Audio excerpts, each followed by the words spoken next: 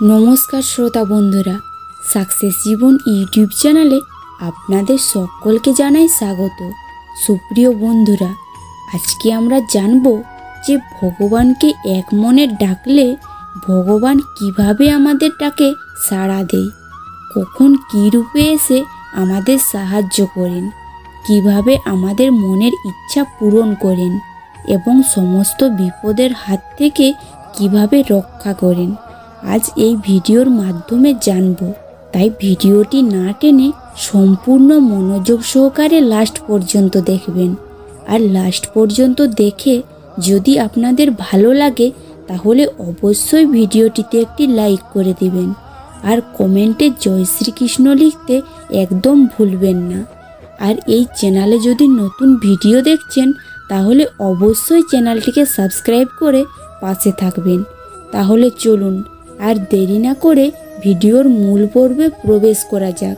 এক ব্যক্তি একদিন অফিস থেকে বাড়ি ফিরছিলেন। তখন রাত প্রায় 10:30। রাস্তায় হালকা বৃষ্টি হচ্ছিল আর অফিসের গাড়ির ড্রাইভার তাকে বাড়িতে নামিয়ে দিয়ে চলে যায়। বাড়ি পৌঁছানোর পর তার হঠাৎ মাথায় প্রচণ্ড যন্ত্রণা শুরু হয়। সেই মুহূর্তে তার বাড়িতে আর কেউ ছিল না। তার স্ত্রী এবং সন্তানেরা কোনো এক আত্মীয়ের বাড়িতে গিয়েছিলেন। সে বাড়িতে মাথার যন্ত্রণার ওষুধ খুঁজছিল, কিন্তু পেল না। তখন সে ভাবল দোকান থেকে গিয়েই নিয়ে আসবে। সে যখন বাইরে বেরোলো তখন বৃষ্টি আরও বেড়ে গেল। তার কাছে কোনো ড্রাইভার বা গাড়ি ছিল না। সে তখন একটা রিক্সাওয়ালাকে ডাকলো। পাশেই একটা কৃষ্ণ মন্দির ছিল। সেই মন্দির প্রাঙ্গণেই এই রিক্সাওয়ালাটি থাকতো। সে ভগবান শ্রীকৃষ্ণের একনিষ্ঠ ভক্ত ছিলেন। সকাল সন্ধ্যায় রিক্সা চালাতেন এবং রাতে ওই মন্দির প্রাঙ্গণে এসে ঘুমাতেন। রিক্সাওয়ালাটি যখন তার কাছে গেল তখন সেই ব্যক্তিটি বলল, আমাকে ওষুধের দোকানে নিয়ে যাবে? তখন রিক্সাওয়ালাটি বলল, হ্যাঁ যাব, তবে 50 টাকা ভাড়া লাগবে। তখন সেই ব্যক্তিটি বলল, ঠিক আছে চলো। এই বলে তার রিক্সায় উঠে পড়ল। কিছুটা যাওয়ার পর রিক্সাওয়ালাকে দেখে মনে হচ্ছিল যে কোনো কারণে হয়তো দুশ্চিন্তায় আছে। তাকে দেখে মনে হচ্ছিল তার মনের অবস্থা ভালো নয়। তখন সেই ব্যক্তিটি রিক্সাওয়ালাকে জিজ্ঞাসা করে, দাদা আপনার কি হয়েছে? আপনার শরীর খারাপ? তখন রিক্সাওয়ালাটি বলল, তার শরীরে 2-3 দিন ধরে প্রচুর জ্বর এবং সারা শরীর খুব ব্যথা, কিন্তু তার কাছে কোনো পয়সা না থাকায় সে ওষুধ কিনে খেতে পারছে না। সে প্রতিদিন ভগবানের কাছে পূজা করার সময় প্রার্থনা করে যাতে ভগবানই তাকে দেখে রাখে। এইসব কথা বলতে বলতে তারা ওষুধের দোকান অবধি পৌঁছে গেল। ব্যক্তিটি রিক্সা থেকে নেমে ওষুধের দোকানে গিয়ে নিজের জন্য ওষুধ নিল এবং ওই রিক্সাওয়ালাটির জন্য ওষুধ নিল। দুজনের ওষুধ নিয়ে আলাদা আলাদা প্যাকেটে ভরে নিল। আর ব্যক্তিটি মনে মনে ভাবতে লাগলো যে ওই রিক্সাওয়ালার সাহায্যের জন্যই কি ভগবান তাকে পাঠিয়েছেন। এইসব ভাবতে ভাবতে রিক্সায় উঠে বসলো। কিছুটা যাওয়ার পর তার মনে পড়ল তাকে রাতের খাবার নিয়ে যেতে হবে। তার আর খাবার বানিয়ে খাবার খাওয়ার মতো শক্তি নেই। তারপর সেই ব্যক্তিটি রিক্সাওয়ালাটিকে ইশারা করলো একটি রেস্টুরেন্টের সামনে দাঁড়াতে। রিক্সাওয়ালা রেস্টুরেন্টের সামনে দাঁড়ালো। লোকটা নিজের জন্য খাবার নিল এবং সেই রিক্সাওয়ালাটির জন্য খাবার নিল। সে মনে মনে ভাবল রিক্সাওয়ালাটি হয়তো ক্ষুধার্ত, কারণ তার কাছে কোনো টাকা নেই। খাবারের এবং ওষুধের 2টি প্যাকেট নিয়ে রিক্সাতে গিয়ে বসলো। তারপর রিক্সাওয়ালার সাথে কথা বলতে বলতে সে তার বাড়ি পৌঁছে গেল। বাড়ির সামনে গিয়ে নেমে রিক্সাওয়ালাটিকে একটি 100 টাকার নোট দিল। তখন রিক্সাওয়ালাটি বলল, আমার কাছে তো কোনো খুচরো নেই, আপনি আমাকে 50 টাকা দিন। তখন সেই ব্যক্তিটি বলল, দিতে হবে না, আপনি 100 টাকাই রাখুন। এরপর ওই ওষুধের প্যাকেটটি দিয়ে বলল, এইটাও রাখুন। তারপর বলল, একটা ওষুধ এখন খাবেন আর একটা ওষুধ রাতে খাবেন।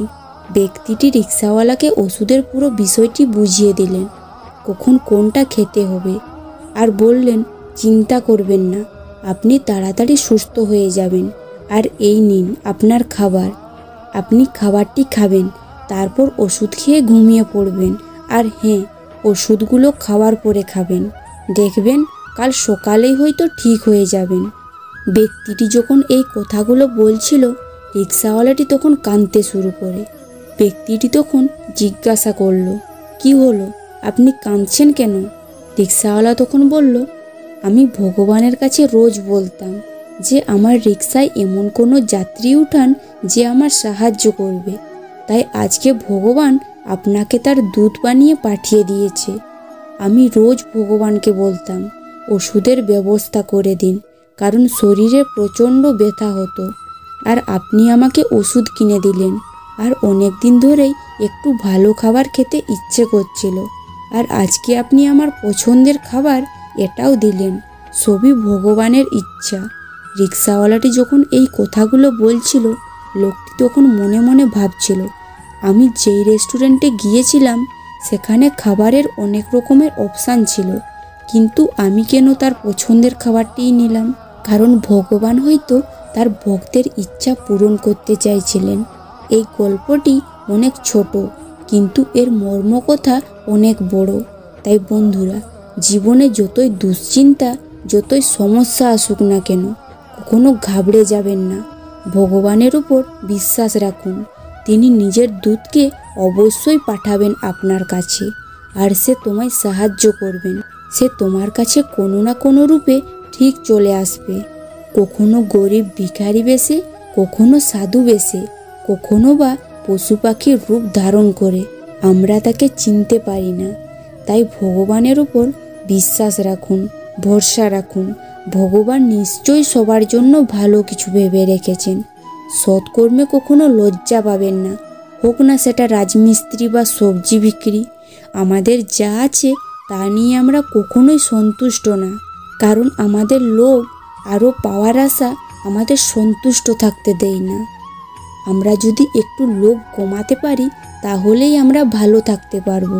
একটা কথা সব সময় মনে রাখবেন, মানুষের লোভ যত বেশি হবে, সমস্যা তত বেশি হবে। তাই সমস্যা কমাতে গেলে, টেনশন কমাতে গেলে আমাদের লোভটাকে কমাতে হবে। যখন ওই এপাশ ওপাশ দুটোই দেখার সৌভাগ্য হয়, তখন আমরা বুঝি কোনটা ভালো আর কোনটা মন্দ। তবে ততদিনে সময়টা পেরিয়ে যায়। সব কিছু প্রথমবারের মতো আর সাজানো সম্ভব হয় না। কথায় আছে না, নরম মাটি দেওয়ালে আঁচড়াতে ভালোবাসে। তাই আপনি যতই নরম মনের মানুষ হবেন, আপনার কাছের মানুষের কাছ থেকে আপনি ততই ক্ষতবিক্ষত হতে থাকবেন।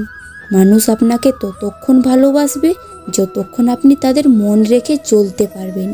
তোমাকে ঠিক ততক্ষণ মনে রাখবে যতক্ষণ তোমার তার প্রয়োজন। প্রয়োজন ফুরিয়ে গেলে তোমার দিকে আর ফিরেও তাকাবে না। তাই সবসময় ভগবানের উপর বিশ্বাস রাখুন, ভরসা রাখুন। ভগবান আপনাকে কখনোই ঠকাবে না। আপনার দুঃখ কষ্টে সবসময় পাশে থাকবেন। আপনি শুধু মন প্রাণ দিয়ে ভগবানের উপর বিশ্বাস রাখুন। দেখবেন ভগবান তার ভক্তের ডাকে সাড়া না দিয়ে থাকতেই পারবেন না।